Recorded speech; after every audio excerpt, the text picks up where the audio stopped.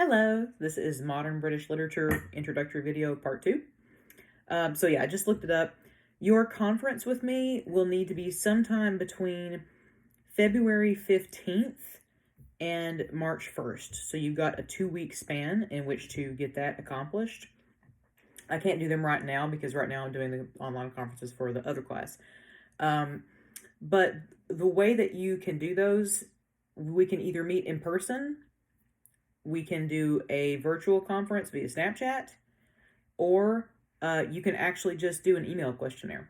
If you don't want to do like an actual interaction, that's completely fine. I get that. So we can talk about that more when we get there, but that also goes into your participation points. Now, I have to go back to the syllabus. Okay. Some ground rules for me. Read that section because like all of those like are important. My late work policy, my interpersonal interactions policies, both between you and your fellow students and between you and me. Information about the way that I grade. And then plagiarism and academic integrity. So just so you know, any assignment or test that gets plagiarized, we have the ability as teachers to either give you a 0 for that assignment or fail you for the class. And so I always say this, but my old boss used to tell us that plagiarism is like running into an 8-lane highway for a nickel. The risk far outweighs the reward. But I will tell you, exams for this class are actually open book and open note, which means that you can look through the stories or the texts themselves, and you can use anything that I've posted to Edmodo and any notes that you took from it. What you can't do is just go on the internet and go on Google and pick anything at large, because that is cheating, because the point of the test is to assess how well you can navigate the materials that you have been given for the actual class. I don't want to have that conversation anymore this semester, and I'm knocking on wood that I won't have to, but that's the situation for this course in which cheating would come up the most often is on the tests. I've already sort of given you a large olive branch by saying, they can be open note and open book, but so there's no reason to go to other places because you'll have everything that you need in front of you. All the stuff about students with disabilities, discrimination, CTAT, syllabus changes, all that stuff you can read on your own. I was just going to say, for the honors projects, if you wanted to take this course for honors credit, this late in your academic career, I wouldn't really do it unless you are getting an honors diploma. It's not really worth it at this point unless you're pretty close to getting that 18 hours of honors credit so you can get the fancy diploma. But if you are one of those people to whom that applies, just talk to me about it because it's kind of hard to discuss the format of it over typing. So either talk to me over Snapchat or come and physically see me because we need to have a verbal conversation. And do so soon because I limit the amount of honors projects that I can proctor. I can really only do like 10 per semester. So just reach out and let me know if you're interested in that. We'll set up a time to talk.